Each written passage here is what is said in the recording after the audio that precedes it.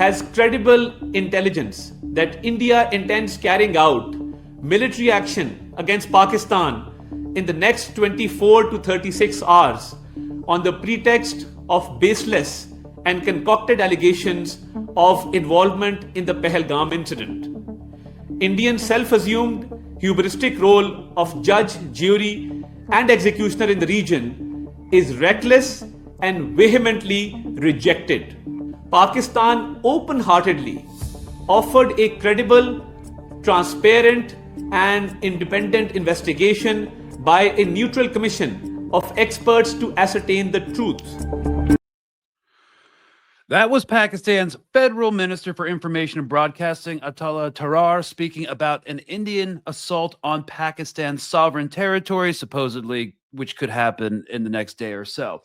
I suppose by the time this episode posts today or tomorrow, we'll see if that forecast is true or not. And I'm definitely on team keep it conventional and also team it's generally just saber rattling. So this will be an unconventional episode with two interview segments. The first part will be with a journalist based in New York City to give context to the conflict in Kashmir, because I know a lot of y'all aren't familiar with the whole India-Pakistan contention and history. And the second will be with a Kashmiri journalist currently on the ground. For security concerns, it will be first name only without video and a very generalized bio. Given how much Modi admires Israel, every journo and commentator I've talked to in that area is concerned about detention and disappearance. So stick around for the entire episode.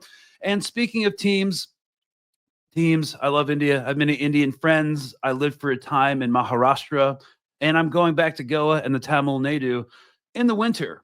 Big fan, but man, do I hate the increasingly fascist, Islamophobic, and ethno-supremacist Bharat Janata Party, BJP, and the Modi government. Here on Colonial Outcasts, we are becoming accustomed to covering controversial and polarizing conflicts where no matter how balanced you try to be, you're going to catch heat rounds. Russia, Ukraine, Syria, and now Kashmir.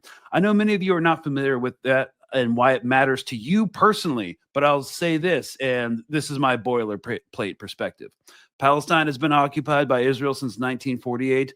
Kashmir, or most of it, has been largely occupied by India since 1947, both supremacist ideologies. And since governments learn from each other, military officers and politicians in India's command echelon are looking at the annexation of the West Bank and are judging it more likely since, India's command, since Israel set a blatant precedent that they can get away with something similar in Kashmir. And again, this is very tragic and complex issue. The bloody partition of India, Pakistan, the drama between Gandhi, Nehru, Jinnah was deeply colonial, stemming from the occupation of the 200 years of British Raj. And Lord Mountbatten was like the worst person to oversee the transition. And of course, Winston Churchill's genocidally racist ass got involved in the whole mess. And look, we're going to be covering the extreme basics of Kashmir, why it exists as a point of conflict and why you should care about it. The Raj was my focus in post-colonial studies, so I have a book recommendation for the curious layman on this subject for further reading. It also exists in audio form, and the narrator is great. It's called Midnight's Furies, The Deadly Legacy of India's Partition by Nisid Hajari. Link in description. That's just for further reading. If you want to dive deeper into the general tensions in the region and why they exist. All right, now I'm done talking to myself. All right. For our first segment, let me pull them up here real quick. We are joined by Shaniyat Turari, who is an independent investigative journalist and writer based in Queens, New York. He focuses on issues of corruption, foreign policy, and human rights with a particular emphasis on U.S. involvement in the Middle East and South Asia. He was also a Marine Corps veteran where he was a field radio operator. Thanks so much for coming on. Yeah, thanks for having me, Greg. How you doing? It just never ends. Since I got involved in the public sphere and like with news and commentary and analysis, like this is insane. It's just always something. It's always something, and I feel like so many people are just craving people like your voice to hear about what's going on, and so many places throughout the world beyond. Now we're seeing beyond Gaza, but we're seeing how the intricacies of fascism is spreading universally. Oh, absolutely. And at the heart of it is always Israeli tech. We're going to be looking at a few articles about how the Indian Supreme Court basically just essentially gave a verdict that, you can use Pegasus, developed by NSO, which is an Israeli defense intelligence and spyware contractor. They can use Pegasus for security purposes, whatever the hell that means. So also Pegasus is, at your local police department. So cool. It's everywhere. It's everywhere. All right, man. So I think we should just kind of jump right into where this, I almost said where this all started, and I almost found sounded like an Israeli propagandist, but October 7th. Okay. So let's just say where this all began in this new iteration, even though it's never ended. So from the BBC reporting, just to give basic context, India hunts suspect after days after deadly Kashmir attack. This was from 2 days ago. Authorities in Indian-administered Kashmir, that's a Indian-administered Kashmir would be a term that some people I know would have a problem with, have demolished the houses of at least 10 alleged militants and detained more people for questioning as investigations continue into last week's killing of 26 people. Indian security forces have used explosives to destroy the properties since last Tuesday's attack on tourists. At least one was reportedly linked to a suspect named in the shootings. Unless I'm completely off base, they haven't arrested anybody or charged them or anything. No, they absolutely haven't arrested anyone. There's been reports of increase of military violence regarding the civilian population, human rights abuses, which isn't necessarily new. Between what's been happening historically, every time there's been tension arising, the Indian military, which by the way is the largest occupation in the world, it settles in Kashmir, where they have over 700,000 Indian soldiers occupying the territory of Kashmir. So they are really prevalent on how they go about and trying justifying these attacks by taking on civilian population there. Yeah. And to continue, troops on both sides have created intermittent small arms fire across the border for the past few days. As you'll see in the interview later, we can talk about the situation specifically on the ground in our second section. But the big speculation continues whether India will respond with military strikes against Pakistan, as it did after a deadly militant attack in 2019 and 2016. And then there was the 1999 Kargil border war. Blah, blah, blah. And it goes on and on and on. But I guess, what's the best way to kind of contextualize, do you think, for an audience that's kind of foreign to this subject to talk about the whole issue? How would you like to begin? Yeah, I mean, I think historically speaking, we see that there is a pattern when it comes to colonial entities, and it's all rooted in the British Empire. So we could go as far back as, and we're talking about before the partition in 1947. Oh, hundreds of years before. Years ago, we're talking about the Anglo-Sikh War of 1845. Two of them. Yeah, two of them. This is I believe the second one at this point. Or was it the first? Yeah, this was the second one, 1845. And when the British in the East Company have decided to sell off the land without taking into consideration of the indigenous population there, they decided to sell off the land to the Maharaja, and in return, he had to acknowledge that the British Empire would be the force occupying power within the territory. So it started there. And then as a result, we've seen how in the Muslim majority region, people were revolting because they realized that they were being taken over by non-Muslim majority occupying powers. And that eventually had led up to many conflicts and tensions leading up to what's happened in 1947. So when the partition had happened, we saw two ideological splits. We saw the majority Hindu region of India being, when India received its independence, the majority Hindu nation became India, and the majority Muslim nation became Pakistan. And that caused even more tensions that led to the wars when we saw what happened in 1949. Yeah. And just for the history of the name Pakistan, it's in itself a creation based off of like all the regions, like the Punjab, Khorasan. Why am I blanking? Oh my God, I used to know this. No, you're good. You're good. You're on a roll there. Okay. Let me think. Oh God, I don't remember. Yeah. Anyways, it was all these like historical provinces put in one, and Stan is place of, so place of all these people. Land. Yeah, the land of. Yeah, land of. So the partition was really bloody. That's also deeply colonial. Why it was so bad, because of the divide et impera, divide and rule, that the British literally mastered as well. And also during the partition, you had a bunch of different administrators implementing conflicting policies. Some British administrators and policymakers during the partition were more like sympathetic to the Hindus because they were Islamophobic. And then you had someone like Winston Churchill get involved, and he was deeply, deeply racist against the Pathans in the north, and so he sided with the Muslim majority. So there was even infighting within the British process, and it was just an absolute mess. And it was incredibly violent and bloody, and there's still trauma, generational trauma from that on both sides. Yeah, I mean, and on top of it all, I mean, the Kashmiris, they were promised within this UN resolution at the time, they were promised their independence, to have self-autonomy, but that's completely left to be unsaid today. Yeah. Oh man. Okay. So, now that we've kind of established like the most baseline history, I mean, like all these conflicts generally, as you said, you know, are relics of colonialism. But now there's kind of a choice. You know, we're seeing this government, and of course, the Pakistani government has its own problems, as like overly militarized, and also is not ashamed to do like crackdowns in certain regions on certain people's political dissent, you know.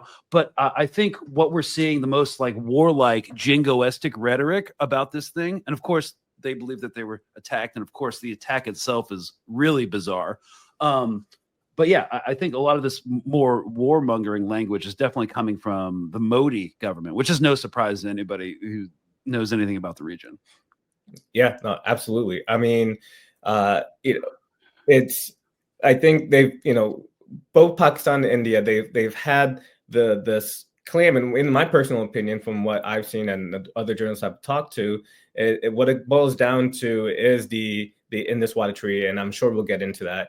But it's such a big part of what's been part of the dispute, because it's the Indus River. It's 80% of it is controlled by Pakistan, and they you know, they use it for farming, agriculture, and both India and Pakistan also have growing population. And so the Indus River in this case has become a very key part of what could possibly escalate to a war in the coming days. Yeah, and that's a really good point. The Indus Water Treaty is kind of central to what's going on right now. Let me just pull up this. The Guardian actually did a good job, and they actually published about this. A lot of Western media outlets just completely bulldozed over the central place of the Indus Water Treaty. If we're looking at the article, if you're just listening, it was published yesterday. India can starve us. Farmers in Pakistan decry suspension of crucial water treaty. The Indus Treaty, which has survived for 65 years and 3 wars between countries, has been paused after the Kashmir attack. And of course, they had like full-on conventional wars, and this treaty, you know, wasn't suspended. So this is kind of unprecedented. And let's just see what the logic behind that is from a hardline government-affiliated Indian broadcast is.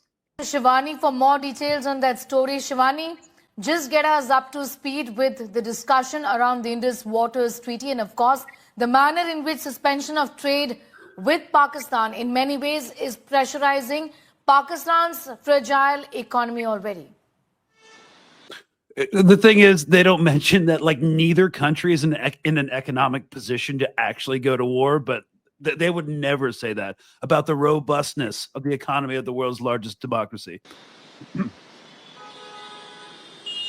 Sneha, the Indian government is taking on a multi-dimensional operation, not only on the political and diplomatic front, but also on ground, and also a pressure that the Pakistan is very crucially visible in.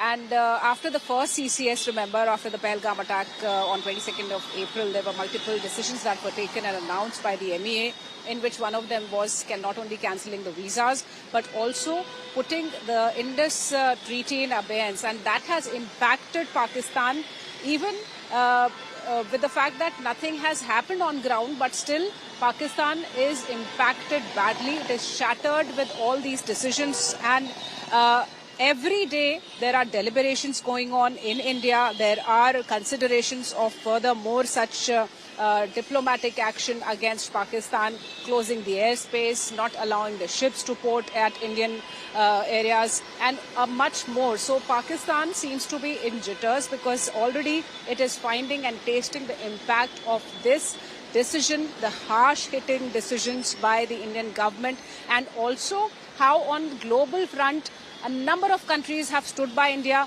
They have shammed Pakistan. They have exposed Pakistan and accepted that Pakistan was very much involved in terror attack in Pahalgam. Okay, a whole lot to unpack there. Yeah. What I find fascinating is how quickly the BJP had accused Pakistan of being behind the attacks. Now, 30 minutes. 30 minutes. There was no investigation. There was nothing like that was going on. They immediately jumped the gun with media reports blaming Pakistan. Now, Pakistan, on the other hand, we saw that initially the Resistance Front group, which is associated with the Lashkar proxy group, initially they had taken ownership, but then later they denied that they were behind the attacks. And then even after the fact, India still is claiming that Pakistan's behind the attacks that happened on April 22nd. Yeah, so can you just explain that group a little more, that at first claimed responsibility, then backed off? Yeah, so the Resistance Front group, they became they were part of they were founded in 2019, initially have been coming from the LET, so they're known as the, I'm trying to remember the group, they're called the Lashkar el Taiba. Lashkar el. Yeah, Lashkar el Taiba. So Lashkar el Taiba, they've historically they've been they want to have a predominantly Muslim ideological spread throughout all South Asia. So in 2019, the Resistance Front group became the militant proxy from Lashkar el Taiba.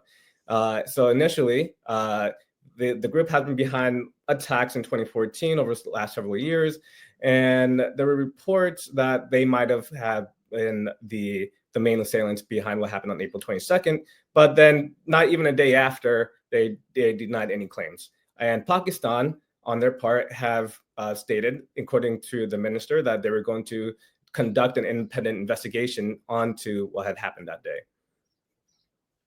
Right. So it's just kind of a mess. Again, they don't have like any suspects. I'm going to play later on another piece from that same broadcasting company that's just absolutely absurd.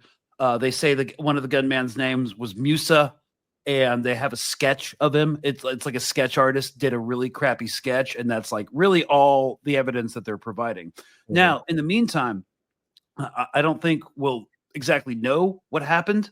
The attack itself is so bizarre, and the responses are so bizarre that, a lot of people are like, it's a false flag. And of course, I'm not going to comment on that, but whether it is or whether it's not, just like I say about 9/11, they're going to use this opportunity to do what they already wanted to do in the first place. The performative effect is going to be the same, which is to use this as an excuse to ratchet down the security apparatus, crack down in Kashmir, and basically further persecute Muslims throughout the subcontinent. Would you agree with that?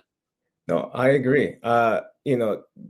the New Delhi government has such a stronghold on Kashmir. I mean, in 2019, after the revocation of Article 370, which initially was supposed to give Kashmir their own constitution, they're supposed to have their own autonomy over the government while still being occupied under India. But once that was removed in 2019, that's when we saw the resistance start to fight back.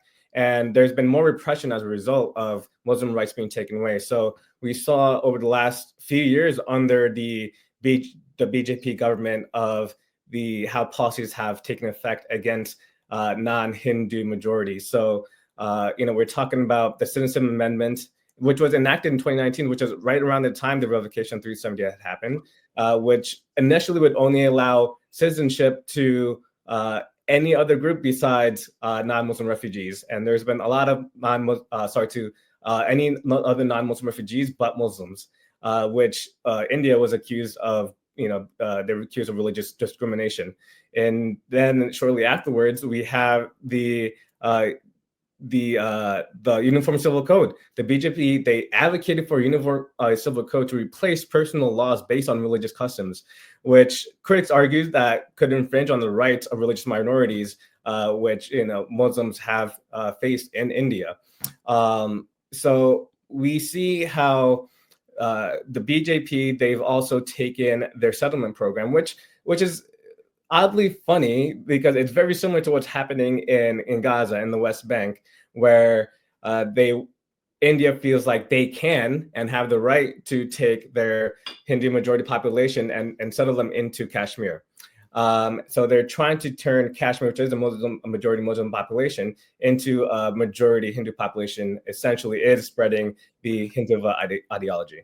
Right, and governments learn from each other. We've been talking about over the past year, and you were a Marine. Kind of understand that warfare is kind of dangerous, and like you don't want to set precedents. Like I don't know. What years were you in? 2011, 2017. So you were in 2015 when Obama bombed that Doctors Without Borders hospital in Kunduz. Yeah. You remember what a huge shit show that was?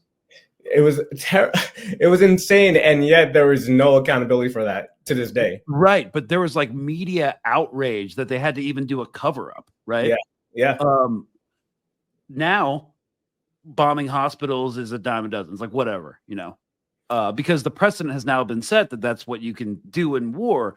And I think, the ideologues and the Hindutva fanatics within the political apparatus and the defense apparatus in India are looking with admiration on what the IDF, who in Israel, which they support because they kill Muslims and Arabs, they're looking at admiration and be like, can we replicate this in Kashmir? Yeah, and that's a great point, Greg, actually, because there's been multiple human rights groups, including Amnesty International, who have accused India for many years of human rights violation. But India tends to get away with it because they justify it through their territory claim of Kashmir. So it's been hard for anyone to hold India accountable because India has such a stronghold in the region. They occupy the majority of the region through military power, through the government. The government of Kashmir was dissolved in 2019 with the revocation. So there really isn't a government body that could really oppose the BJP party. Right. And so, one sec. There is nobody, and just to bring up some of these Amnesty International reports and Human Rights Watch reports, this is not old. All right. This is 18th of September, 2024. India, authorities must end repression of dissent in Jammu and Kashmir.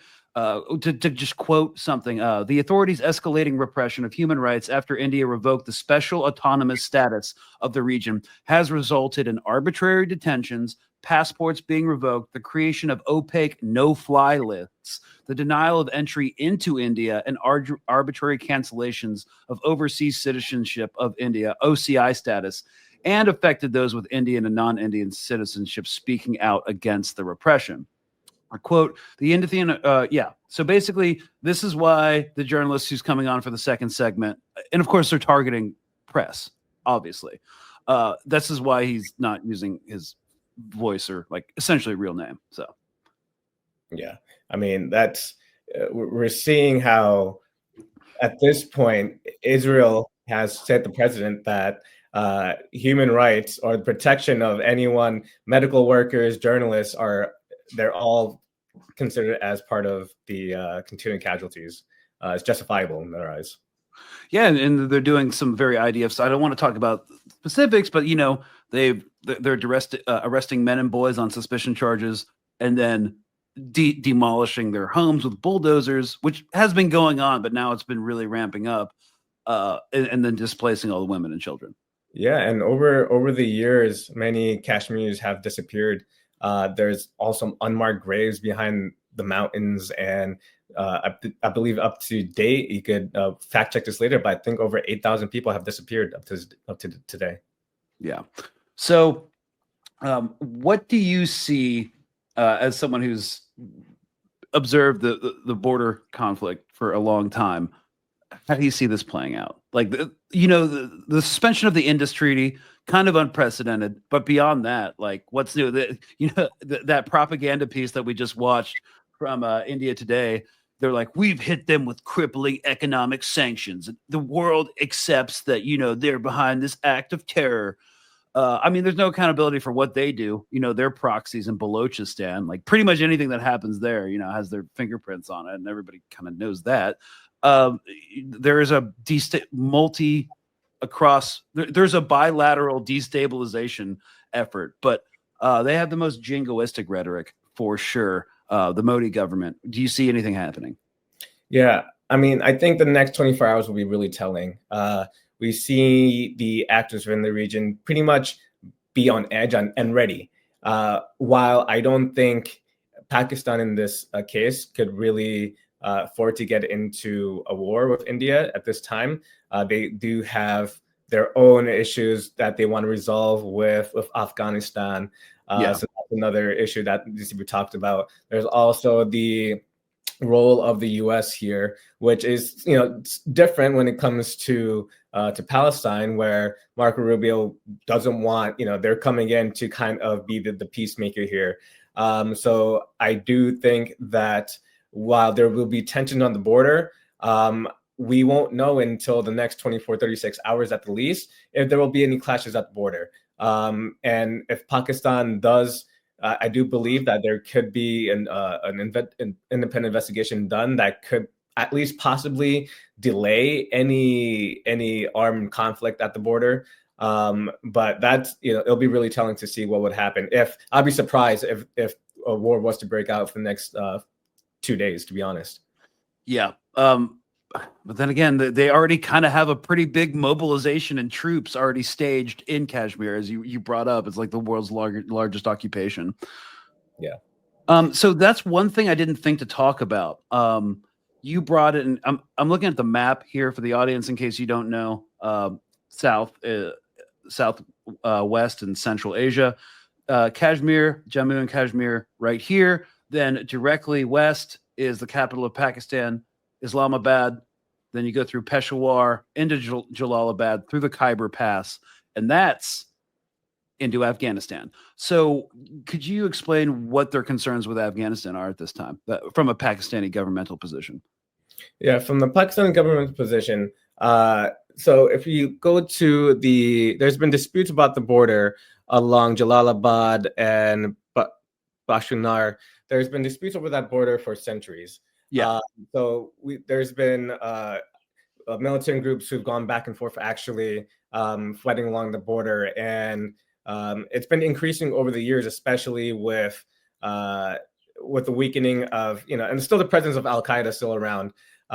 There's still the tension of the fact that Pakistan, which right now is under military power, would have more vested interest in trying to deal with that disputed border rather than dealing with India. Yeah, I mean, and that's also something that they could better affect, than getting into something with India. But yeah, I guess that's kind of where we're at. Just saber rattling.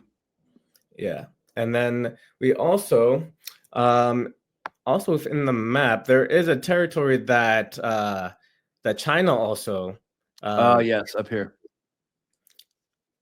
Yes, it's Kashgar Prefecture. Yeah. So I mean, it's both China and both China and India have had disputes on the border, where it's an uninhabited area, but India also does want to claim the territory. So we won't also know what kind of statement or what kind of reaction would the Chinese government, would the CCP be putting out if Pakistan was to go into a full frontal war with India. That could possibly bring China in, but I could possibly foresee more of a weapon military support on the back end to support Pakistan. I know that the stance on the UK, at least, the UK has a huge Kashmiri population there, and they're pushing the government to pretty much take a stance against India. So there are multiple actors, Russia as well. They've been taken over the last several years. They've had a really unique relationship with India, but Russia at one point was the biggest supplier of military weapons to India. But now, since 2020, actually, 34% of the exports of military weapons have come from Israel. So India is the biggest weapon importer from Israel. And they've taken military tech weapons, technology, and we're talking about like high tech stuff. Like we're talking about like the Heron drones, the Searcher 2. They got the Barak 8, the Spider. Like these are like really advanced technology that they've taken in. So there is this relationship between Russia and India that's kind of weakened, and India and Israel that, they share a similar ideology of erasing majority Muslim regions. So it's going to be interesting to see what happens for the next couple of days and see if anything does proactivate to a full-out war. Yeah, and bringing up Israeli tech, of course, we can talk about drones and weapons, but yes, here's officially nothing wrong in country using spyware. Supreme Court on Pegasus row. Top court said it will have to examine to what extent the report of the technical panel on the Pegasus cause can be shared with individuals. So yeah, basically the contention is like, can you go and ask, if you're being spied on by the Indian government or the intelligence bureau with spyware? And basically the decision is kind of opaque. It boils down to, well, you know what? If you can justify a security concern, yes, we see no problem with using Pegasus on citizens. Yeah. I mean, and I think that's going to increase actually during this time. While the Pakistani government has denied any claims, there's been reports, at least minor small reports, saying that it could have been autonomous Kashmiri civilians who are just resisting. So that could also enact a more forceful tactic by the Indian government to survey the Kashmiri population probably more severely. It could possibly be more violent. Yeah, if they really wanted to call them like radical jihadis, most groups take responsibility for what they like this kind of thing. Yeah. They wouldn't shy away from media is such a big thing about this. So if there was a group behind this, I would imagine that they would claim responsibility for it, just to show to the world as a public showing that there is a resistant group to the occupying power. But so far, we haven't seen any group take any frontal responsibility to what happened. Yeah, it's bizarre too. It's almost been like a week, right? Yeah, it's been more than a week now. So I'm curious to see where this goes next. Me too. Hopefully, I'm on team conventional, and I'm on team just de-escalate, please. But of course, even if they do de-escalate the tensions on the border, they're still going to run with this and use it to crack down, primarily in Kashmir, but throughout the entire country. on Muslims specifically. Specifically, I mean, and I think that regardless of what happens here moving forward, the only thing that hasn't been discussed is the independence of Kashmirs. So if that isn't resolved going forward, we're going to see tensions continue to escalate. And so I don't foresee this being the conclusion of it. It's just going to be a next chapter of what could happen for the independence of Kashmir. Yeah.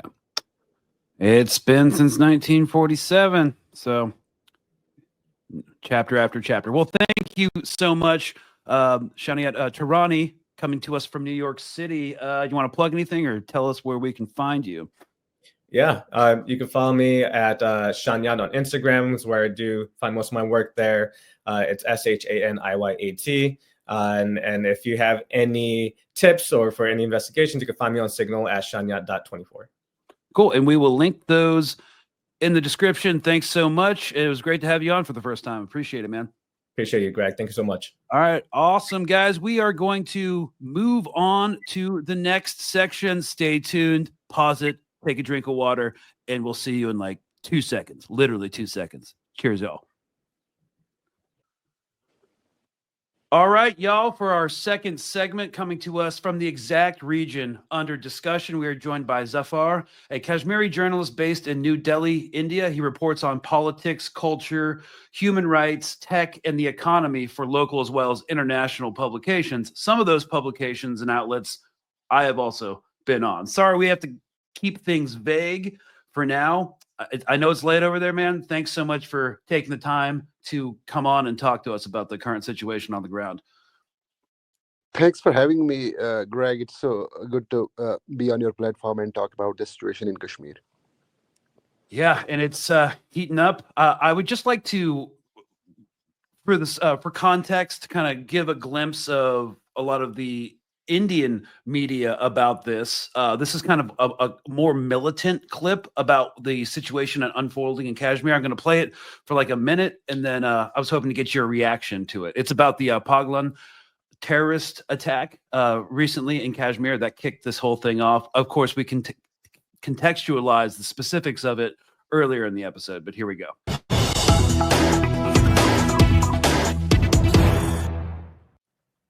These were no young, novice, ordinary terrorists radicalized and then decided to indulge in the massacre.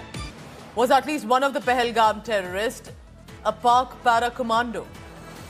A Pak para-commando, for the audience, that's Pakistani paramilitary commando. According to the initial investigation, there's a name surfacing, Hashim Musa, who's being called as a Pakistan Army regular.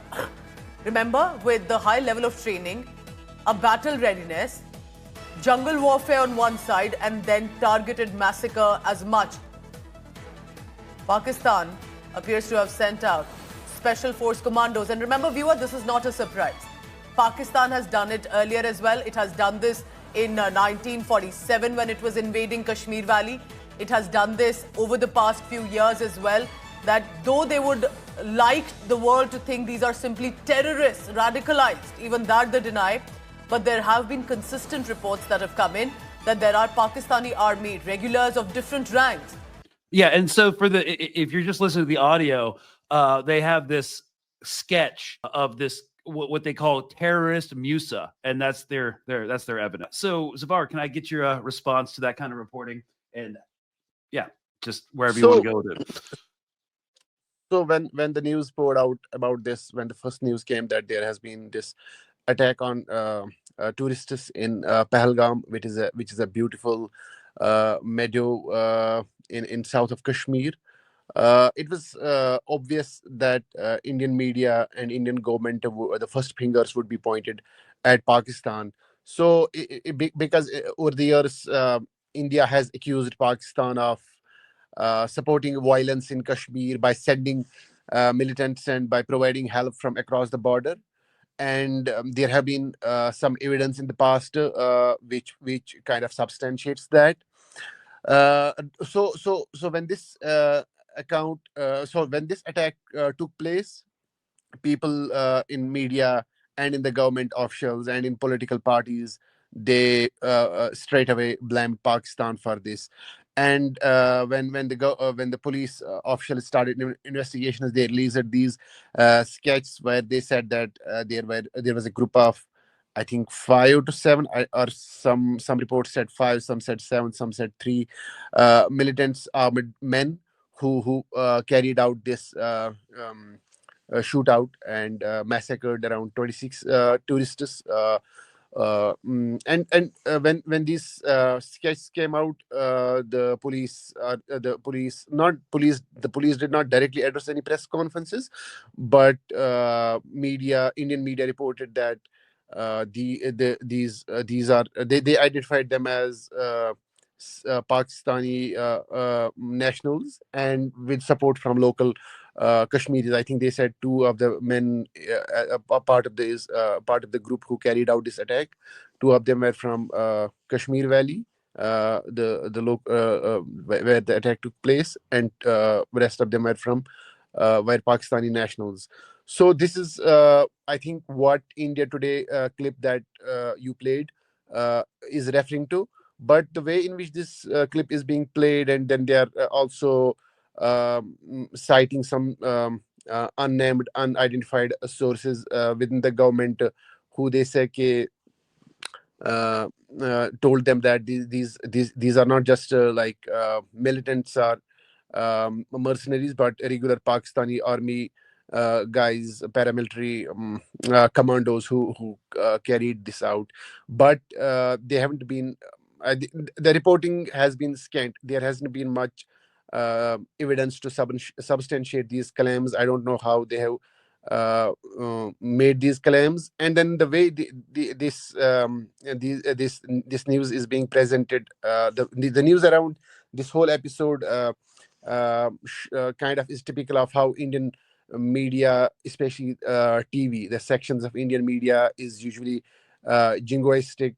It's always it has a very it is noisy and biased towards Kashmir and Kashmiris, and also towards Pakistan. It's also it has a very slanted negative perception, and that's how it portrays Kashmir. That's how it portrays Muslims. That's how it portrays Pakistan, and it's not surprising. Like I'm not surprised by watching this clip. This is what this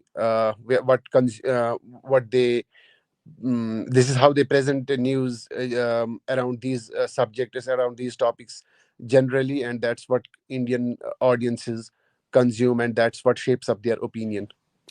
And I know that a lot of Indian media is like that.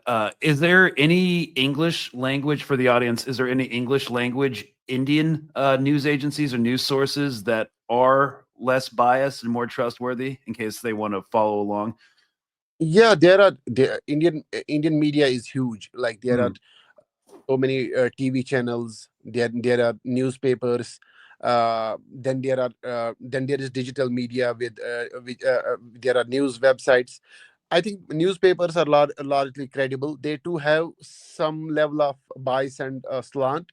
But if you read English newspapers like the Hindu is there, the Indian Express, Times of India to an extent, they do, I think, fair bit, their work is generally reliable. Then there are news websites like The Wire, Scroll.in. Then there is Article 14, The Print. I think sections of India's digital media.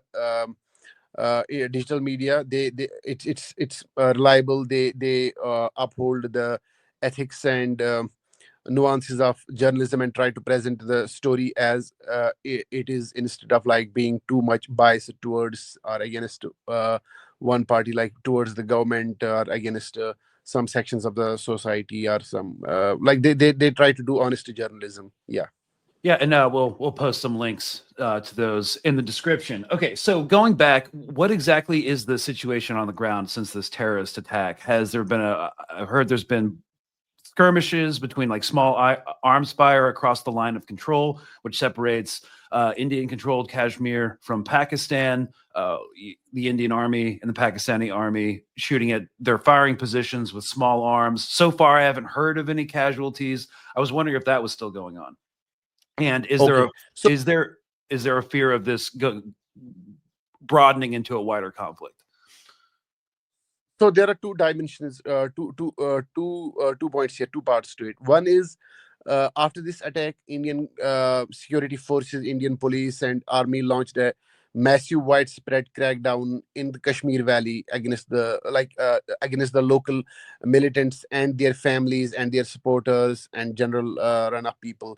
So there have been more than 1,500 men and boys have been detained in last 1 week, and then at the same time they have also blasted and destroyed or demolished homes of the families of militants who are right now active in militancy.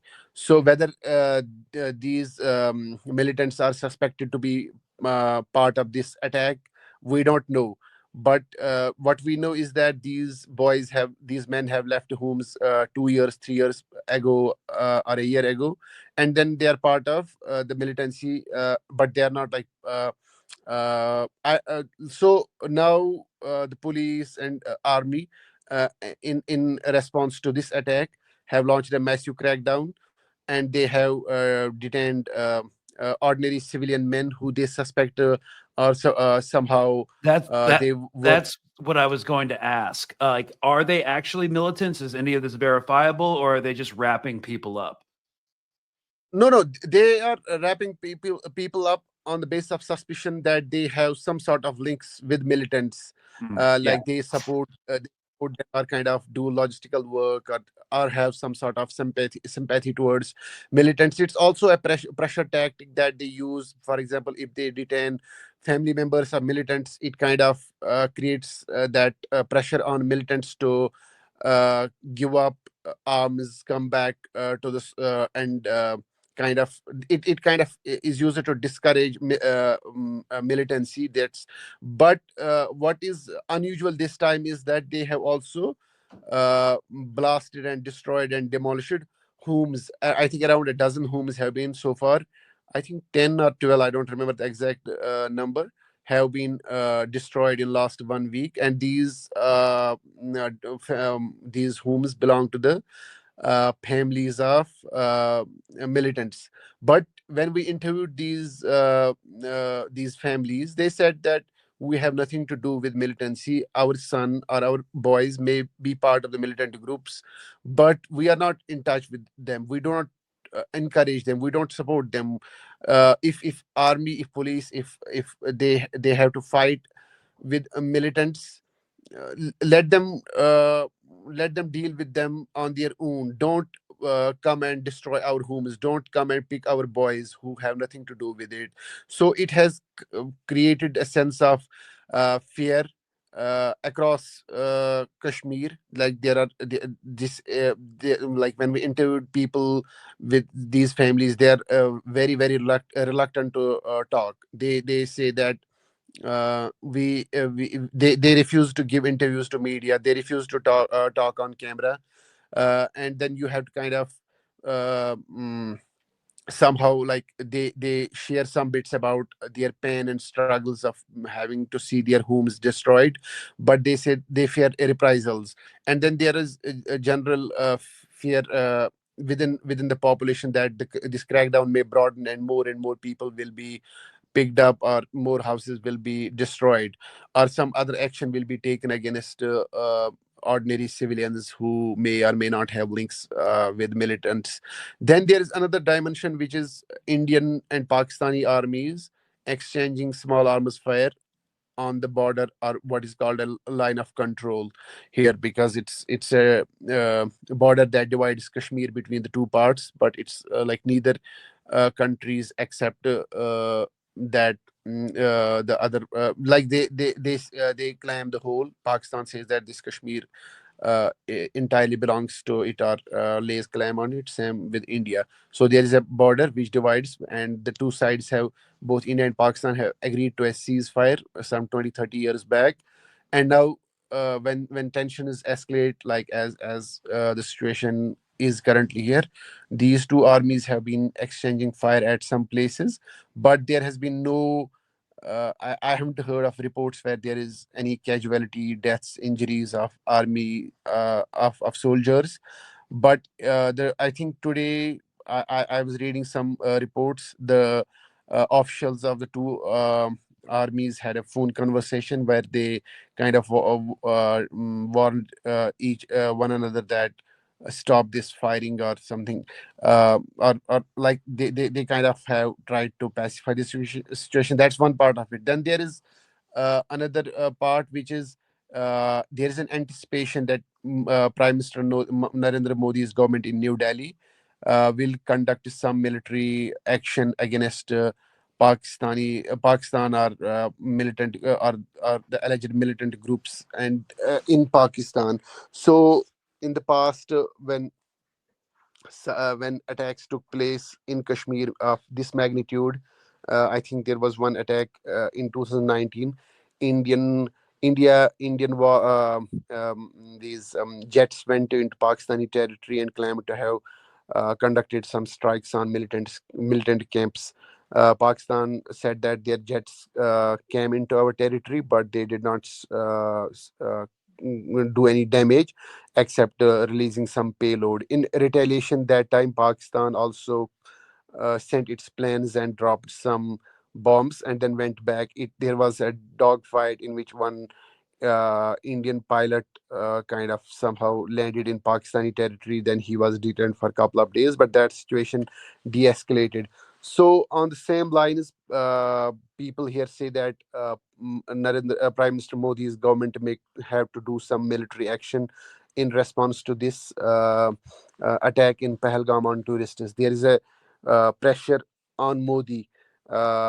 He has also made a promise, a commitment that uh, he will he will teach a very harsh lesson to terrorists and their supporters, by which people assume that he means he will teach a lesson to Pakistan. So Right. this So my question is there a general concern that a wider military action against Pakistan will happen? Because generally these things de-escalate with a bunch of saber rattling, and it goes back to the status quo with each government like funding proxies in Kashmir and Balochistan. Do you think? Yeah, so in past two instances, India did conduct some military operation. They in one instance they sent uh, uh, war planes into Pakistani territory. In another instance, in 2018, they claimed that their armies went into into Kashmir under Pakistani control and conducted some surgical strike, what they call as surgical strike against militant groups or their bases in Pakistan or Pakistani or that Kashmir under Pakistani control. So if we take that like if we take precedence from those two instances, then people do anticipate that there is a concern that there will be some military action and it could possibly escalate. But like it's nothing is like clear at this moment, Right. because yeah. Yeah, I was just going to say, like, my concern, like having lived in India again under Modi, I kind of get a sense for his BJP party and his ethno supremacist government. Right now, my bigger concern than a war with Pakistan, which I mean, I don't think is on the table right now. They will just use this instance to crack down on Muslims, not just in Kashmir, but throughout the entire country. I know that he's a big admirer of Israel, watching what's going on, the annexation, the demolition of houses in the West Bank, the collective punishment of civilians, and governments learn from each other. So I have a very strong sense that people in the military and command and political echelon in India are watching what Israel's able to get away with. and it might serve as a precedent to influence what they would do or want to do and see if they can get away with in Kashmir.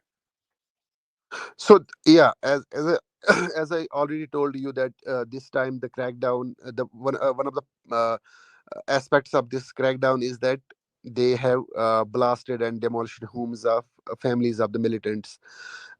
In collateral damage, part of the damage that the other houses surrounding the houses of militant families have also partly been damaged. So observers and local people see it that this is a Israeli playbook, that Israel kind of uses same tactics in Gaza, maybe at a larger scale, but blasting of homes, of or destroying homes or bulldozing homes is something that people see is kind of being duplicated or emulated or being kind of followed. What is Indian government is trying to follow the Israeli style of Israeli way of doing things in Gaza. Definitely, the parallels are being drawn by observers and by local people.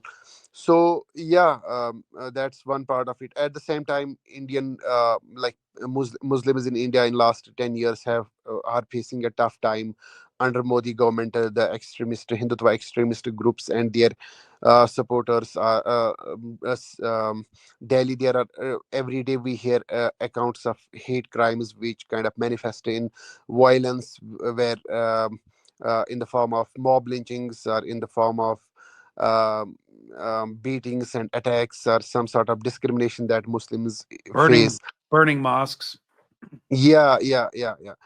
So this kind of after this attack, there have been instances where Kashmiri Muslims who work or study in cities across India, they have been threatened, they have been kind of beaten up, assaulted, forced to evict their homes and come back to Kashmir, or kind of but there has been some sort of outcry on this, and in some places governments have taken some sort of action against these extremist elements or extremist groups, and asked them to not harass or not let Kashmiri men who study or do some business or trade in those parts, let them live freely.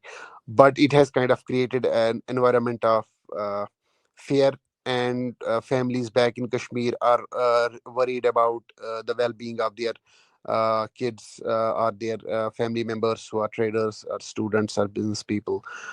So at the same time, Indian Muslims have also faced uh, attacks. I think there is one case of mob coming assaulting one person, and he has died. I don't I read some reports, but I don't have the exact details. I think it was in Karnataka.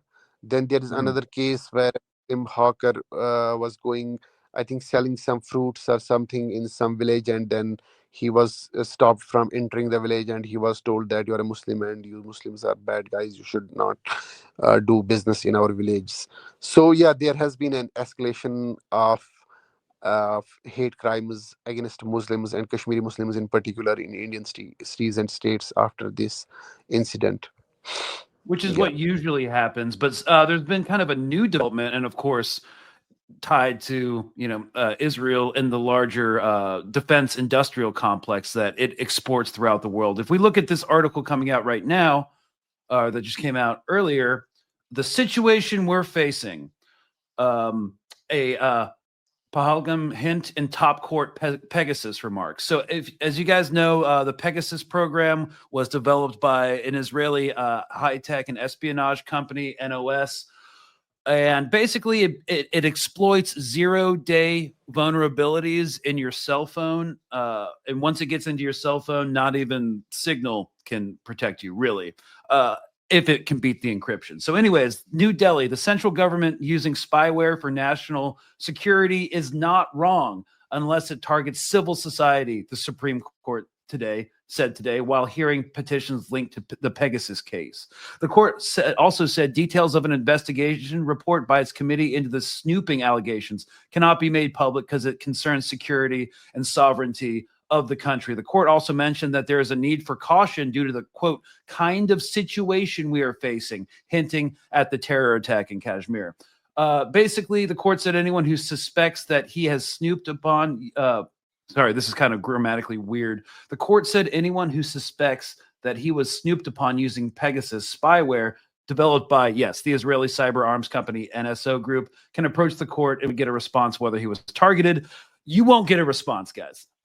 No. So for surveillance, they are going to be, just like the United States, using Pegasus to spy on journalists, political dissidents, and primarily Muslims. Do you have any comment on this? So, civil society activists in India, journalists who fear that they are being they are being surveilled, or they are being attacked by softwares like Pegasus, by the government or by agencies to kind of keep an eye on them. They had this hope that they will go to the Supreme Court, and Supreme Court will kind of give them some favorable order, and would order the government to kind of uh, put a check on the use of Pegasus. But the Supreme Court, or the Supreme Court, which is the highest court in India, kind of seems to have given government agencies a long rope to, in the name of national security and sovereignty, and in these terms. I think it's what it is now. Uh, Personally, I did not have had much hope, because I know how national security is always used to kind of abuse civil liberties, or kind of deny civil liberties, human rights, right, and other fundamental rights that citizens, or that people in general deserve to have the right to. But in the name of national security, these rights and these liberties are violated. So the same seems to be happening here, where the Supreme Court has now given some sort of, I think, freedom, and some empowered the government to kind of use Pegasus now with more legal impunity to target whoever they feel they should target, because the Supreme Court seems to be kind of invoking that our country has a threat from terrorists and militants and anti-national elements and whatever. So the government seems to now have free hand, and this Pegasus comes from Israel and Indian government and Israeli government, Indian government, especially under Prime Minister Narendra Modi, is collaborating with Israeli government on defense, and on defense front. I think they buy military hardware and these softwares and stuff like that, to put to kind of strengthen their uh, security apparatus in India. Yeah. Exactly. And, that's kind of Israel's big diplomatic insurance throughout the world. It supplies kind of authoritarian governments with spyware to spy on its own citizens. Of course, they're not normalized with governments like Saudi Arabia, but of course, Saudi Arabia gets Israeli spy tech too. So does the US government. Pegasus coming to a local police department near you. Just kidding. It's already there. And I know you're tired and you've been running around all day, and we're kind of at the 30-minute mark, which I promise you we'd bow out. I just wanted to show you one thing for all you journalists and political activists out there. There is a way, it's kind of complicated, to check for Pegasus software on your phone. It's not a surefire way, but it's the best we got. Put forward by Amnesty International. Forensic methodology report, how to catch NSO groups Pegasus. There's a different technique to use if you have an Android or if you have an iPhone. It's kind of tech heavy. I think we're going to do a video on how to do it once we actually do it, because we're going to get together this week, a couple guys here in Austin, Texas, and try to see if it actually works. But there's just this resource that Amnesty International put out. Again, I'll link it in the description. Forensic methodology, how to catch NSO groups Pegasus on your smartphone. So again, there's that. So if we figure it out, we'll make a tutorial video for it now, and I'll shoot you the link. But anyways, man, thank you so much for coming on. I know it's late as hell there. So, and you've been running around all day. Again, really appreciate it. It was great. It was great speaking to you. Thank you so much.